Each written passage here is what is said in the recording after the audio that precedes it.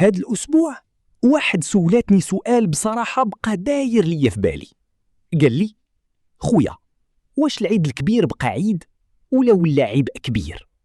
ضحكت معاه في الأول، ولكن من بعد قلت بيني وبين راسي: راه السؤال ماشي سهل، حيت بزاف ديال الناس اليوم كيدخلوا العيد وهما مضغوطين، ماشي فرحانين، ماشي متحمسين، داخلين وهما غير كيحسبوا كيفاش نشري الكبش، كيفاش نوجد الدار، كيفاش نفرح الدراري، كيفاش نبان قدام الناس بخير وأنا أصلا مكرفص.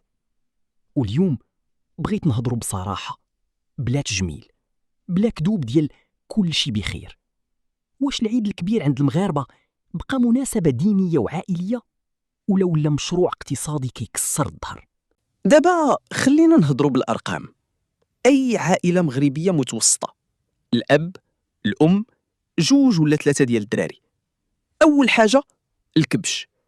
إلا بغيتي كبش معقول باش الناس ما يبقاوش يهضروا، راه خاصك اليوم بين 3000 حتى ل 5000 درهم. وإلا بغيتي شي حاجة زوينة شوية، وصل حتى ل 7000 وأكثر.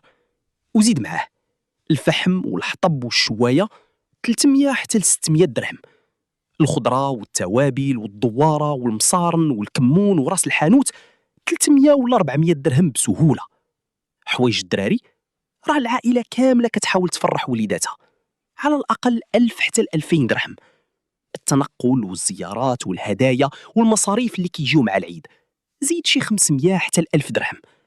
وفي الأخير كتلقى راسك صرفتي بين 5000 و 9000 درهم غير في 3 أيام. ودابا وقف معايا هنا شوية، كاين ناس في هاد البلاد خدامين بشهرية 3000 ولا 3500 درهم، يعني العيد ممكن يكلفهم شهرين ديال الخدمة. واش هادشي منطقي؟ واش فعلا الناس كتعيد ولا غير كتحاول تنجو من كلام الناس؟ بصراحة المشكل الحقيقي ماشي غير الثمن، المشكل الحقيقي هو الضغط. حيث المغربي يقدر يصبر على الجوع، ولكن صعيب عليه يصبر على الهضرة. إلا جبتي كبش صغير يبداو: هذا غير خروف، واش هذا هو العيد؟ إلا ما جبتيش أصلا تبدا النظرات والهمسات والأسئلة اللي كتشرح: مالو فلان؟ واش خدامش؟ أكيد عنده مشكل. حتى الدراري كيوليو يحسوا بالنقص قدام صحابهم. وهنا كيبدا أخطر حاجة: الناس كيديروا قروض باش يعيدوا، قرض باش تشري كبش. شي ناس كيخلصوا العيد حتى لشهور من بعد، يعني الفرحة ديال 3 أيام كتولي هم ديال عام كامل. وهذا شي خطير، حيت العيد في الأصل عبادة، تقرب لله، لمة عائلة، فرحة بسيطة، ماشي مسابقة، ماشي استعراض، ماشي حرب ديال شكون كبشو أكبر. مرة شفت راجل كبير واقف في السوق كيشوف في الكباش وساكت. من بعد سمعته كيقول: ولادي باغيين يفرحوا وانا ما قادرش. والله تا كانت في صوته حرقة صعيبة. ومن تما فهمت المشكل ماشي في العيد، المشكل في داك الضغط اللي صنعناه حنا بيناتنا.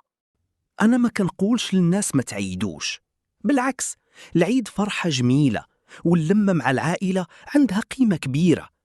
ولكن خاصنا نرجعوا للبساطة. خاص المغربي يفهم القيمة ديالو ماشي في تمن الكبش، ولا في الحول الكبير، ولا في شنو غادي يقولوا الجيران. القيمة ديالك في كرامتك، في راحة بالك، في دارك، في ولادك. إلا كنتي قادر عيد وفرح عائلتك. إلا ما قادرش ما خاصكش تحس بالنقص، وحتى واحد ما عنده الحق يحاسبك. وحاجة أخيرة، يمكن أكبر مشكل عندنا اليوم هو أننا ولينا نعيشوا للناس أكثر من ما نعيشوا لراسنا. العيد ما خاصوش يكون موسم ديال الضغط، خاصو يكون موسم ديال الرحمة.